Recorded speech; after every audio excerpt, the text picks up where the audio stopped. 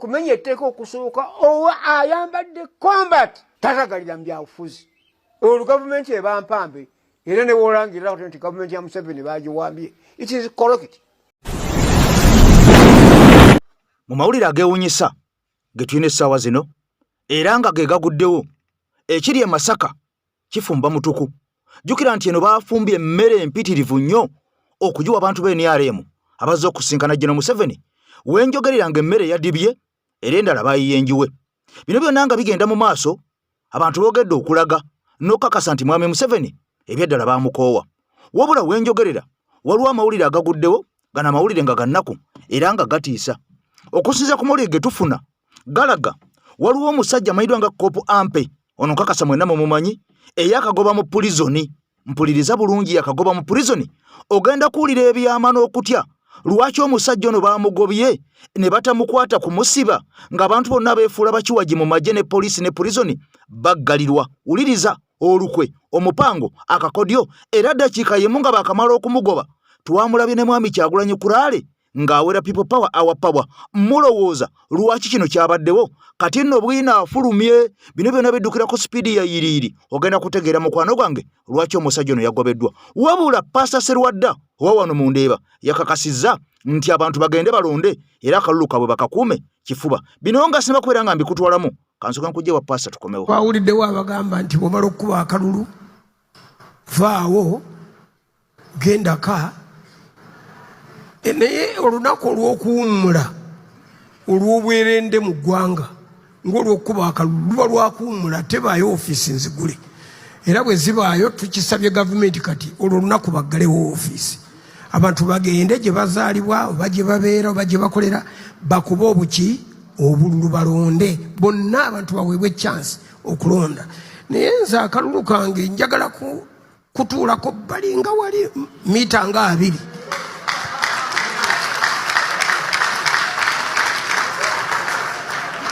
Nze mbadde sikuumangako kalulu, mbadde neemagaza nemmala okakuba ne nzija wano nendaga ekigalo nga basiimye bataddeko ekikalaamu laba ink laba bwino. Naye ku olwo nyiza okutwala akatebe ka Mwasajjute ne nzira mu kimwanyi.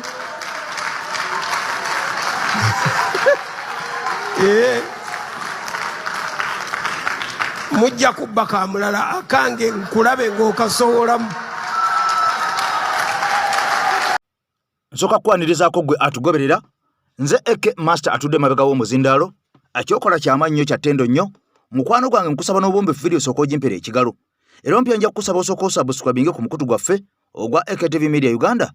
omukutu ogw'enkyukakyuka. Gwokka gwe tulina mu Uganda, omukutu ogw'omuntu anyigirizibwa. Kaakati nno bino byonna nga bigenda mu maaso, mukwano gwange atugoberera. Waliwo okulya n'okomba essowaani, njagala nsooke nkubuulira ensonga ogenda kwewuunya abasajja. Wabula bino byonna nga bigenda mu maaso, saagala twerabire. Alhaji Nadduli ono y'omu ku bantu abaalwana ne Mwami Museveni wali munda mu nsiko. Era Haji Nadduli ono y'omu ku bantu abaatula ne Mwami Museveni wali wansi mu Kayembe mu Kasaka ne babaako bye baateesa okukolera Uganda ne Buganda ne Uganda erijja mu maaso. Naye nga wenjogerera olunaku olwaleero ono yavuddeyo n'akakasa ensi nti amazima gennyini Mwami Museveni yawambibwa dda. Jjukira nti bino ebigambo tuzze tubibagamba enkya n'eggulu nti Mwami Museveni kaakati essaawa zino mu ntebe atuddemu butuuzi nga kifaananyi naye y'obuyinza bwamuggyibwako dda. Era tunakutegeeza luli nakola akatambi ne nkulaga nti mu gavumenti ya Mwami Museveni mulimu abantu abateekamu gavumenti ez'enjawulo era nga buli muntu atowa oda kyatoye ne kikola ne watabawo omuntu n'omu akigaana nti tekijja kukola.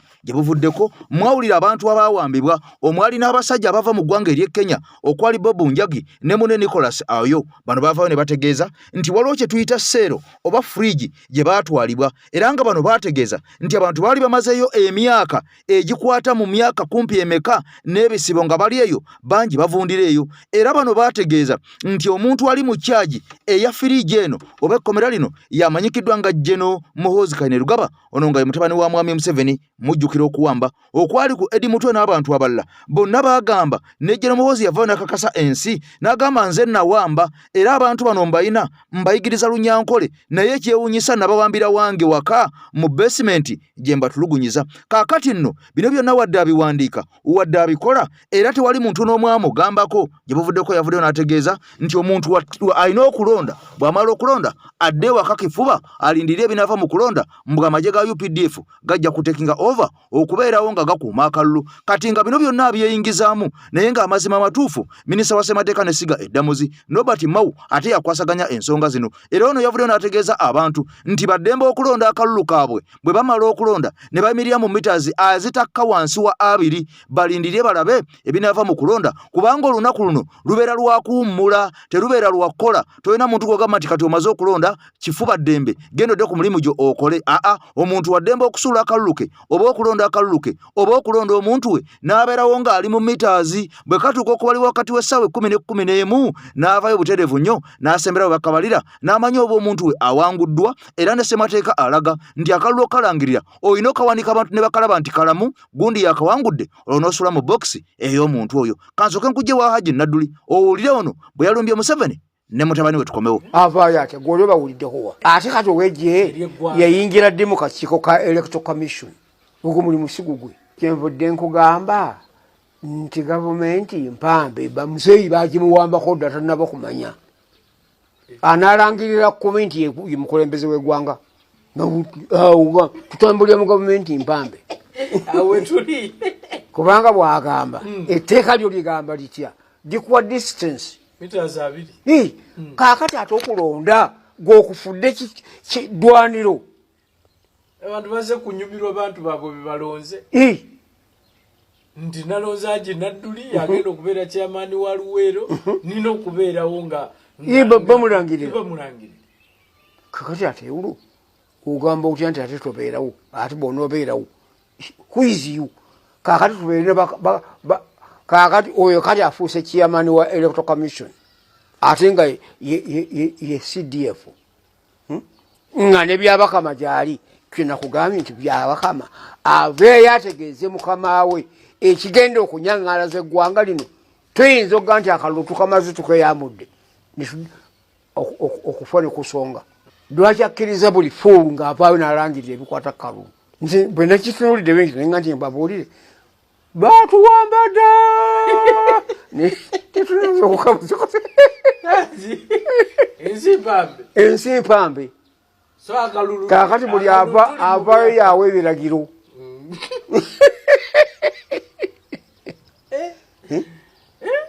Kuba waliwo okutankana kw'ebigambo kati.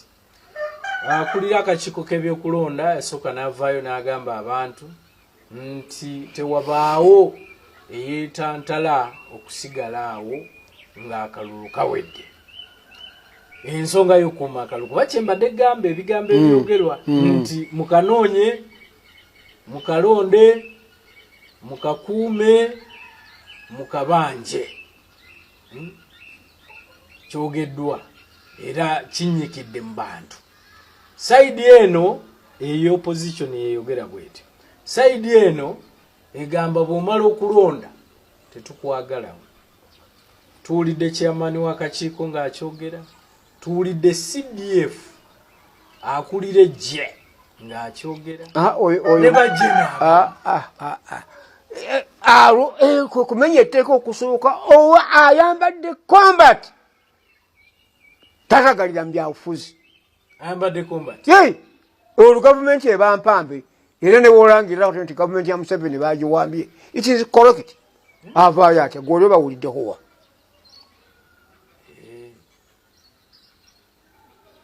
Atali wa poliisi atali wa akakiiko ka byakulonda naye akulira eggye. Ate kati ow'eggye yayingira dde mu kakiiko ka Electoral Commission ogwo mulimu si gugwe. Era yagambye bwe muyimirirawo tugenda bajjawo kyenvudde nkugamba nti gavumenti mpambe bamuzeeyi bagimuwambako dda tannaba kumanya analangirira komenti ye mukulembeze w'eggwanga abanga alangiridde. Nze sikulimbye ekyo ekigambo tekiva mu musirikale tekisoboka.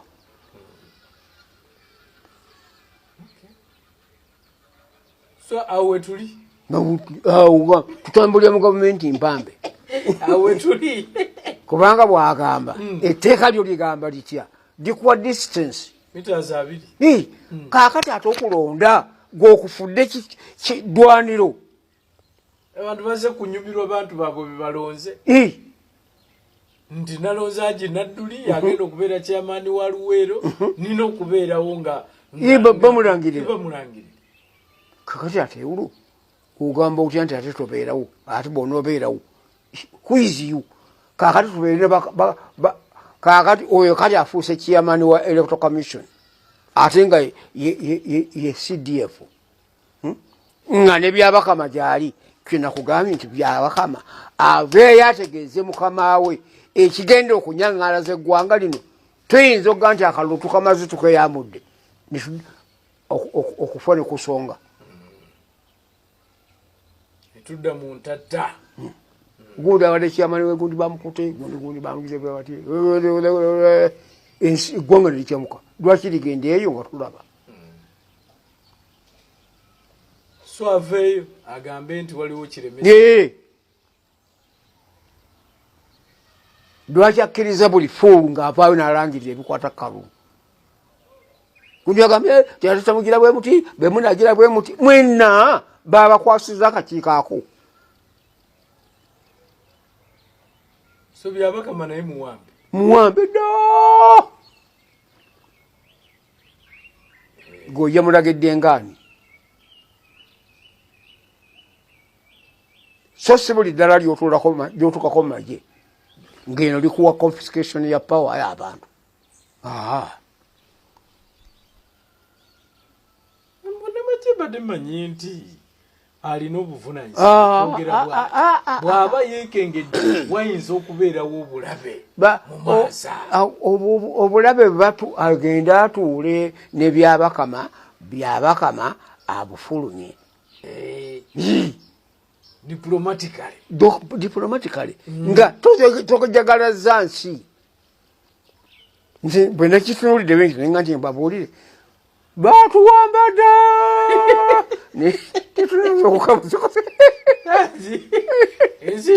ensi mpambe kaakati buli avaayo yaawe ebiragiro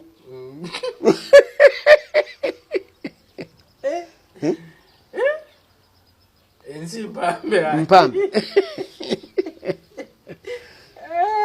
noleka byabakama ate gunofuuka spokesperson so yali badde agenda oba buli atali mu kintu ky'akakiiko ka byakulonda bwe yalifunye nga issue yali badde agenda ewa chairman n'ayogera naye chairman n'asobola okufulumya eddoboozi ne bagamba byabakama yagambye katuulira bajeno simu tuulira jeno gundi yagambye era abantu baga nti ye bateekeddwa okwogera bwe baba balaba nga waliwo ebitatambula bulungi bateekeddwa okwogera nga tebanayogera kikwatako lwanaabaamu ekigambo ekigamba nti singa benagenda nga binyaŋŋalikawo ebize fe gavumenti tujja giwamba tulabe nga anaasulayo yegugamba nti yateekeddwa okwogera ng'ayogedde kyoyagala negamba nti tugenda giwamba olaba bonaasulawo ng'oyogera ekyo balekette obuyaabuza bwe mbadde ntandika emboozi olunaku olwaliro nkutegeezeza gwe wenna mukwano gwange ampuliriza ne nkugamba nti omwami ono amanyikiddwa nga Koopu Ampe era omusajja ono yali wa purizoni kituufu azze ayogera ebiruma abantu azze ayogera ebinyigiriza abantu jjukira nti ono abadde akolera Ngora mu bitundu bya Ngora disitulikiti ey'Engora kaakati ono okusinza ku mawulire galaga nti yagobeddwa mu purizoni wabula okusinzira ku bye yakola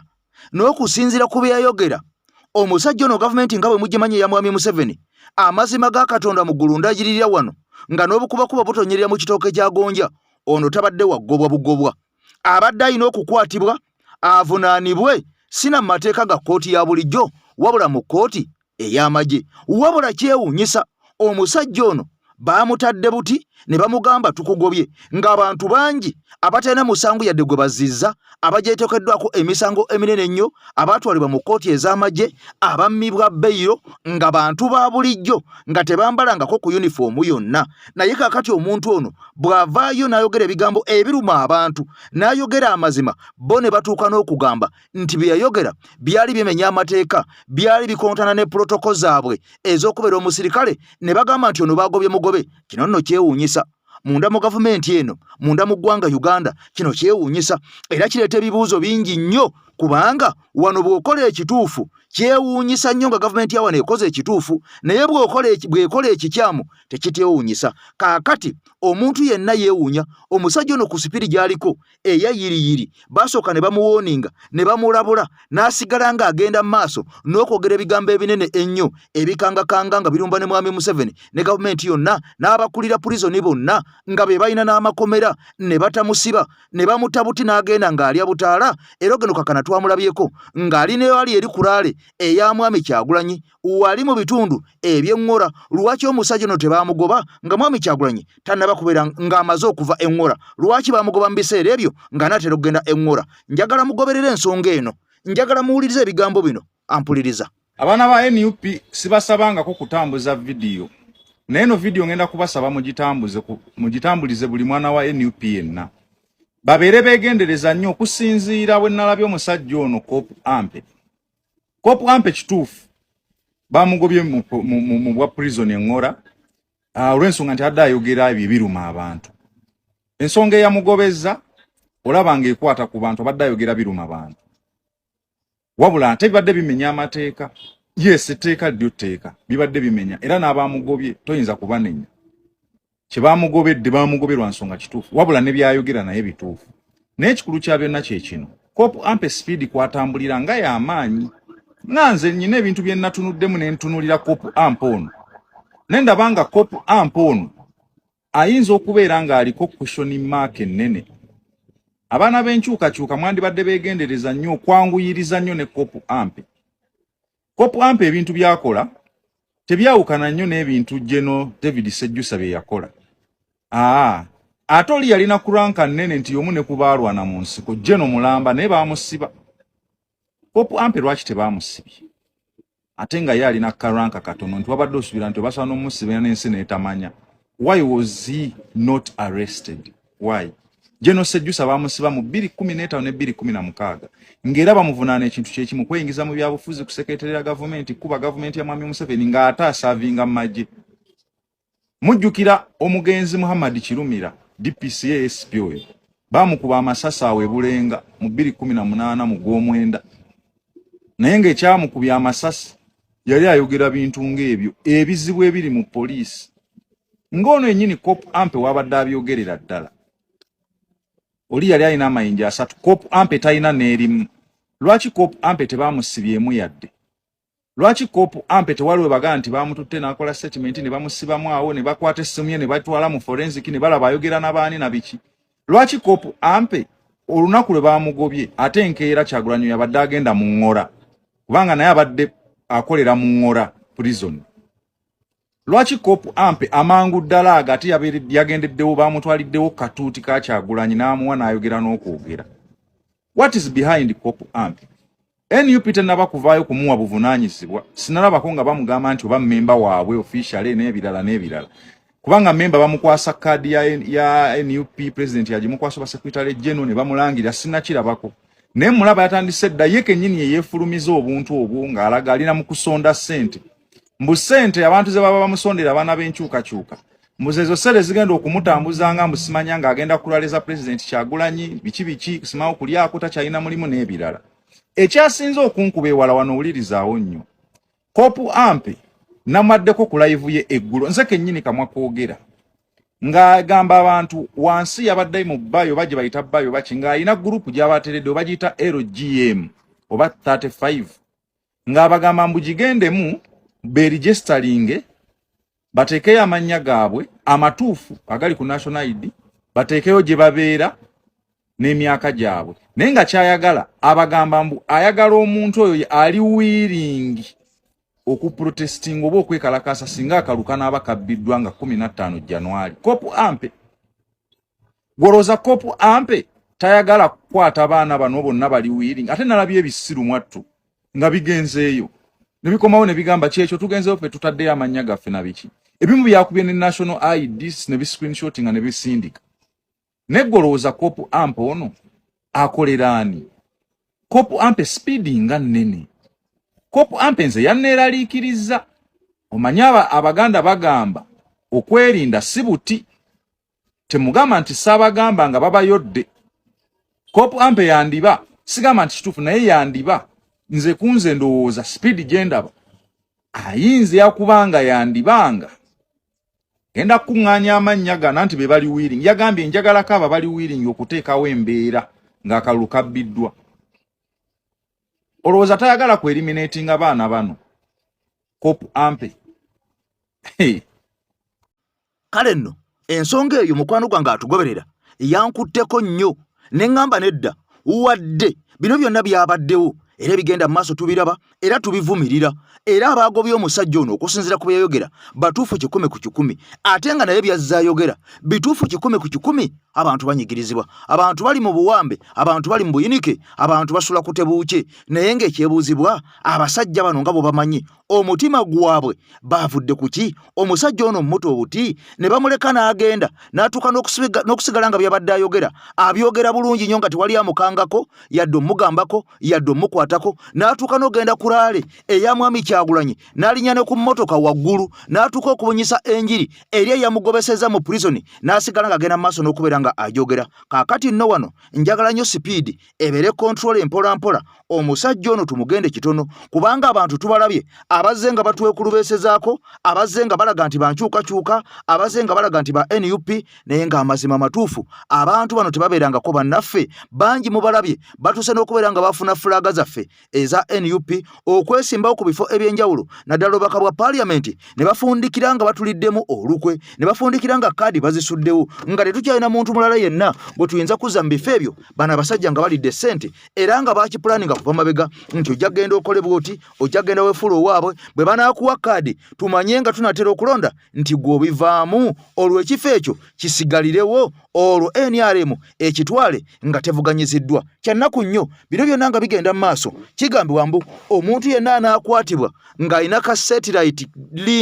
dish oba ng'alina internet eya Starlink ey'omusajja Elon Musk ampuliriza amawulire gongedde okulaga nti bano bamaze dde okubaga etteeka bayiseza dda ekiwandiiko nga kiri wansi wa General Muhoozi Kainerugaba jjukira nti ono omukulu yaduumira amagye munda mu ggwanga Uganda omuntu yenna anaasangibwa nga internet ejjiddwako kati mpuliriza bulungi nga internet emaze okuggibwako mbu ng'ate yasigadde ali ku internet naye ng'akosa internet eno eya Elon Musk agenda kuvunaanibwa omusango ampuliriza guno gufaanaganako gwa naggomola era omusango omunene ennyo era ono tagenda kutwalibwa mu kooti y'abantu ba bulijjo agenda kutwalibwa mu kooti ey'amagye eri kangalu kooti avunaanibwe omusango ogw'okubeera ng'ali ku internet mu bumenyi bw'amateeka era ng'omusango guno mbu gugenda kubeera munene okusinga n'omuntu oyo asangiddwa n'emmundu kiri mu ggwanga Uganda kiri mu nsi yo ensi yaffe Uganda ampuliriza abasinga mulabe ku bino ebiwandiiko byonna Muhoozi Kainerugaba ne URA ye mbu balemeseza gadgets eza Starlink okuyingira Uganda era nga bagamba nti CDF yalina ozikiryalinga they are scared batidde bati nabagamba nti bano abantu mbalaba tebalina monopoly ku foreign policy tebagisobola kiddamu tebagisobola ebyayogedde nti simanyi ebyuma okuyingira wano CDF alina bikyalinga kakati these are kicks of a dying horse this is the truth about this internet gyenjogerako kati bokkiryalinga gadgets ezo zijje zitundibwe kiyamba bo ne bongera omusolo ku gavumenti yaabwe naye no Starlink esobola okuconnectinga nkiddamu ono wayagala ojjiwa abantu asobola okugibawa nga temwina na gadgets nakuga this is an American weapon nakugamba bampita Dr. Shama kabaka wa foreign affairs katika nkusomese kweno Starlink internet gyenjogerako ebyo bintu ebyo boogera mbu simanyi bagiremeseza okuyingiza gadgets zaayo kakati ngenda kuwa ensi bbiri nga gadgets zino teziyingirangako tezikoleranga naye nga Starlink ya connectinga tusooke ku ggwanga lya Iran mu ggwanga lya Iran tebalina gadgets za Starlink tebazirina wabula olunaku Israel lwerumba Iran bajjako internet nga tebagala kulaga locations ezikubiddwa okitegera bajjako fiber okujja accessing abantu abulijjo video zireme kutambula nezo ezali zitandise okutambula bazipulinga down ku internet yaabwe wabula Elon Musk yabawa Starlink era yakola okitegera ekintu ekyo simanyo bayagijjako banakatana gijjako okitegera nenga yakola kola olunaku then instance number 2 Starlink internet yekola mu ggwanga eya Ukraine naye tebatugambanga koti awo Ukraine neleta Ukraine eno ifuna Starlink olunaku Russia lwegirumba okitegera in fact isi lunaku wiki eyo gyegirumbiramu Elon Musk yasindika Starlink okwatagana ne Starbucks kuba kati zezi internet ebbiri ezikola mu ggwanga eryaki eya Ukraine naye tebagamba nti zino zalina gadgets no this is a satellite internet just bakuwa weak codes basobola okuwa codes no connecting ku internet okitegera ekintu ekyo no connecting ku ezo satellite na kugamba nti ono talina monopoly kweno internet ejja tajinako monopoly unless nga Elon Musk yatagadde gitega kati kyeno kyo bobe bibeta wanya simanyi kike babala naye nga kugabe bino byonna bali mu intimidation these are signs of fear batidde okitegera ekintu ekyo eno internet tebasobola gicontrollinga tebasobola lukyo tebakikulimba tebagirinaako monopoly ono omusajja asobola ogiteekako wadde tebajagalako njagala tugendeko mu ggwanga lya Brazil as our third example naye tugendeko mu ggwanga lya Brazil bali mu lutalo ne Elon Musk nga bamugamba ajjako internet yo gadgets zonna ne baziconfiscate nga ne bagamba n'abantu temuddamu gikozesa Brazil Starlink nakati ekyakola yabagamba sijja kugijjako paka nze wenayagalya ne bagenda mu kooti ne bakwaki nenga waliwo endagaano ezasooka then number 2 katugendeko mu ndagaano zinene ezasayiningibwa Muhoozi Kainerugaba talinaako mukono ku ndagaano zino ezasayiningibwa wakati wa Starlink ne government ya Uganda njagala mujjukire nti olunaku olwo Museveni Starlink yajiwa go ahead n'agigamba tuwa sayinize kitu sayinize naga so waliwo endagaano ezasayiningibwa kati wano bino babagamba nti ffe tukutte gadgets temujja zisindika gadgets ndowooza we buno bulotaazi kosobola okutunuulya kano kati eno gundi nga bwe banakugamba nti kati tulemeseza mouse okuyingira mu gundi kubanga eno mouse gyojja connectinga ku laptop naye n'abasiina mouse laptop yange esobola kulemesa gikozesa tosobola kuginemesa gikozesa so eno internet tebaginaako monopoly ekyo tebakutiisatiisa just kino bakitaddewo bakwagala kuteekawo mbeera mutusobola okugyako internet na biki omanyi kati bana abantu balina empreparing obwongo gye bateekako okutulaga nti bakyalina gundi bakyalina amaanyi naye nga so munnayuganda totya Starlink tebaginaako monopoly Starlink mu time yayo ejja connectinga nkiddamu mu time yayo ejja connectinga nga Tanzania we bagijjeeko bagiremeseza images nabaleetera zonna za satellite internet era it is none other than Starlink internet ate nange no Starlink nonno ne government ya Tanzania tegikkiriza nkontino mukoleki mugiteekeko wanene Tanzania naye ate ono yasayininga endagaano temulowooza nti bakeera ku macha ne bagamba nti Museveni n'agamba kale tukkiriza Starlink etandika okukola no please bayina endagaano ze baatuukako wakati wa government ne state ate kati boogera na commander in chief nga CDF ate yenga agamba ate bino zalina obikkiriza mu URA ekyo bakulimba ziri business ate sirowooza nti ne Uganda erina ssente ezesobola okuliyirira Elon Musk oyo sirowooza nti bazirina kubanga nakugamba nti eno internet yekonectinga era ebbanga lyonna tubadde tulinda gadgets zaayo kati gadgets bazireese mu URA yazikutte nkiddamu gadgets za Starlink bazireese mu Uganda zetugenda okukozesa okusobola ogitaapingako mu URA yazikwatidde kuki ku bondi yaabwe era tebazaagala zisupplyingibwe mu bantu olwokubanga tuyingira mu kalulu naye mbagambe kino bino bayiwansaano ku mazzi nkiddamu bayiwansaano ku mazzi oba bamala biseera nga abakunamira muziba olw'ensonga Starlink yesobola okugendako just gwe bakuwa weak code senga bakuwa code oconnectinga direct ku satellite yeno wadde toweetaaga router toweetaaga ki okugiconnectingako kugambye time t tujja kugira so nakugamba nti olutalo no baluta dollarization lwe baliko kati this one they are fighting an American weapon nakugamba eno weapon nkiddamu this is a spyware eno ya America ukitegera nali nakugamba tulinayo nezerinda zeffize ya Bungereza nayo tugirina tetugirina nayo weeri ziri bbiri weeri zerinda nakoma okugimanyako ng'eri Kenya naye bo tebeetaaga wano kukusaba nti tugireete ngawe Kenya we bamusaba okitegera ekintu kino so bino bye bagamba mbu ate tulemeseza simanyi soft equipments za Starlink tezijja kuyingira waneeno ebyo just bamala biseera ng'ayiwa ensaano ku mazzi kubanga bandigiremeseza connecting wane ekyo kyandibadde kikola amakulu naye okugamba muno tulemeseza gadgeti zaayo wano mu Uganda ejje connecting ate ne gadgets bajja zijje Kenya nkidamu bana Uganda bajja zijje Kenya baziyingize wetuna nti if need be obuma tujja bujje Kenya tubuyingize kubanga ukaleeta waneno ka connecting direct just bino materials gwe babadde bagenda okozesa routers biche ebirala otugo tutandiko ja accessing ewaka egende ku muntu wa bulijjo berenga buli omu akolaki nga buli omu agikozesa kati balemeseza nete balese ebyuma mu bya kugizimba mu bagilemese waneno okugizimba bagizimba dda Starlink bagizimba dda just babadde ebyuma bibakutte baagala kugilemesa mu abantu okugi accessing naye nga kugamba mu Uganda Starlink weri and it is going to connect. Let us just wait for time t tugenda kakasako bino bibaliko bakuzanyira ku bwongo. These guys are playing with your minds. Naye eyo temubitya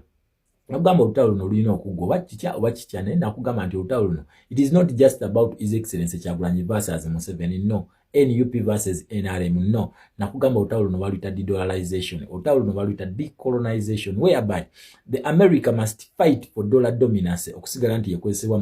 yekozesebwa mu world trade wabula n'abarasha n'abachina bagamba nti mmwe tugenda kwesa gold yali mu Africa Uganda and Congo in particular okulaba nga tukola kinga tukuba dollar okubanga tekyakozesebwa nga international trade currency okitegere ekintu ekyo yo mu America agamba bring it on ati ye muhozi kaine lugaba akulaga nti alwanyisa weapon eyo mu America tosobola omusajja goyagala okulwanyisa mu internet yembu alina kusooka kusaba gwe yakyasinze obugagga mu nsi yonna nkiddamu yakyasinze obugagga mu nsi yonna asobola okugula Uganda yasobola okubagula nammwe n'abagulya naga Uganda yonna ngiguze nammwe mbaguze kati bwogezaako okwerijjako ono Elon Musk so muna Uganda bino batisa gwe because they don't know who they are dealing with nanyini weapon eno tebamumanyi mukija government ile mabiga geno weapon tebagitegeera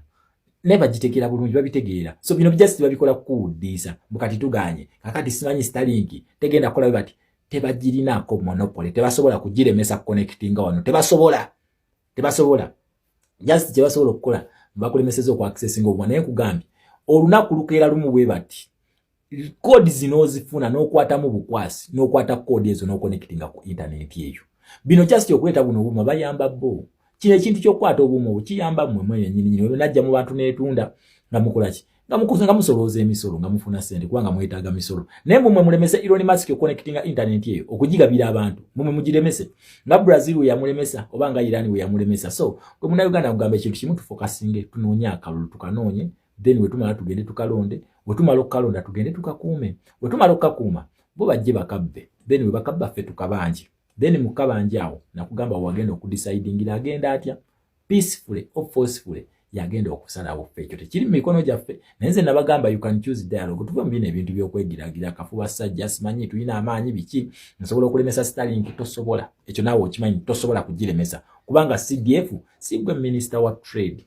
ne you are eteri mikono gyo omuntu asobola okukiremesa ekyasobola kubeera mu 7 unless ng'otugamba kati muhozi maybe agala kutulaga nti yawambye dda obuyinza era ye president ye komanda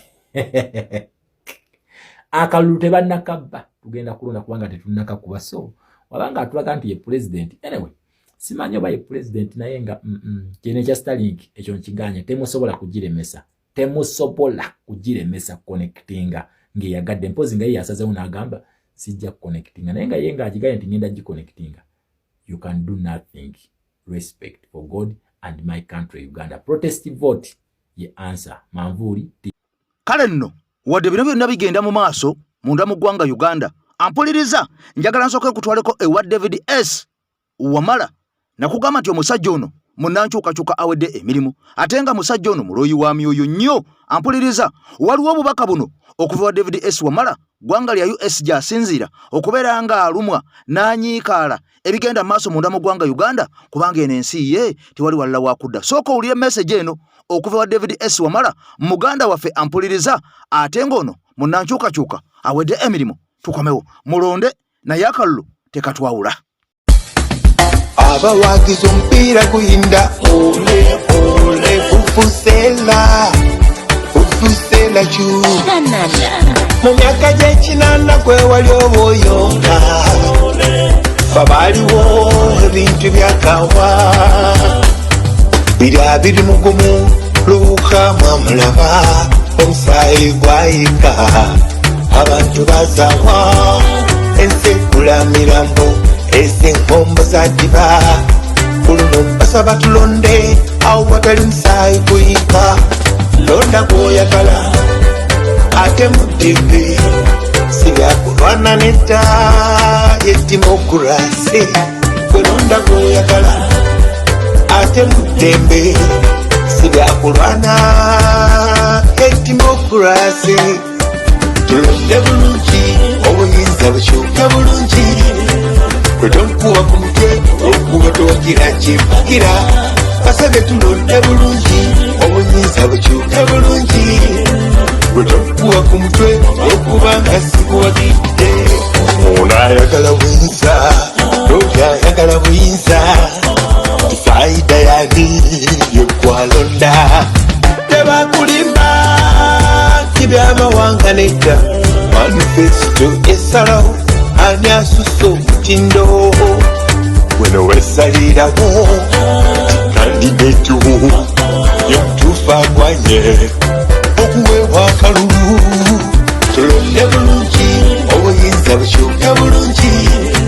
kwe tonkuwa ku mutwe okuba towagira kyempagira basabye tulonde bulungi obuyinza bukyuka bulungi gwe tonkuwa ku mutwe okuba nga sikuwagidde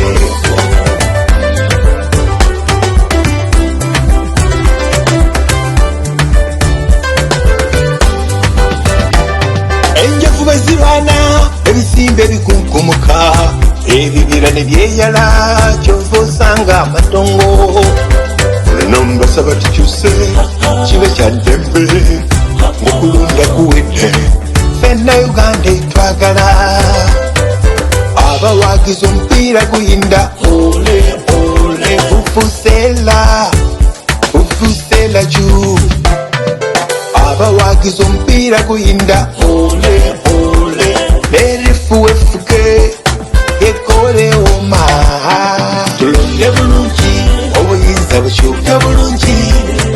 kwe tonkuwa ku mutwe okuba towagira kyempagira basabye tulonde bulungi obuyinza bukyuka bulungi gwe tonkuwa ku mutwe okuba nga sikuwagidde tulonde bulungi obuyinza bukyuka bulungi kwe tonkuwa ku mutwe okuba towagira kyempagira basabye tulonde bulungi obuyinza bukyuka bulungi gwe tonkuwa ku mutwe okuba nga sikuwagidde ekintu ky'okusigalawo ng'omaze okulonda kyongedde okukwata wansi ne waggulu nanti abanene batandise okwekubamu kati ebituli buli omu minisita Mao minisita wa mwami Museveni ate nga ye president wa DP minisita wa justice and constitutional affairs yabadde ku NTV n'agamba ebyo bye babagamba musima mulonde mu ddeeka tebiriyo biri unlawful si bituufu bimenya mateeka wuliriza bulungi n'agamba amateeka gagamba mu Presidential Elections Act section 34(1) egamba nti omuntu abeerewo omuntu bw'amala okulonda abeerewo onfuna bulungi nnyo n'agamba ekitegeeza General MK byagambye mbu abantu balonde baveewo minisita akwasaganya ebyamateeka ne constitutional affairs agambye si kituufu omuntu alina okubeerawo kakati simanyi lwaki ekintu kino kyongedde okwawulayawula mu banene mu gavumenti kubanga General MK yagamba amala okulonda tambulirawo ddeeka Attorney General n'agamba beera mu meters 2 Electoral Commission n'egamba amala okulonda ddeeka esawa ya leero Norbert Mao Minister wa Justice agamba omuntu abeerewo naye gwe tukubemu akafaananyi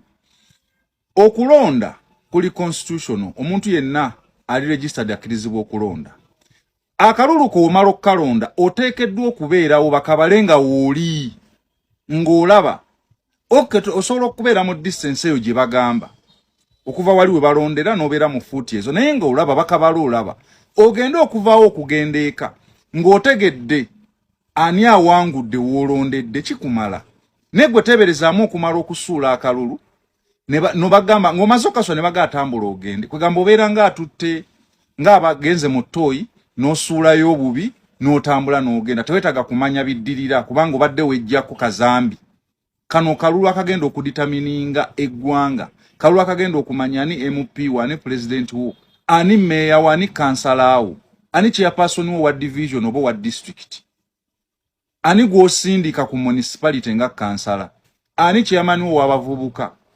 nesebo omuntu akugamba wakati mu kumenya amateeka unlawfully olwokubanga CDF yes olwokubanga electoral commission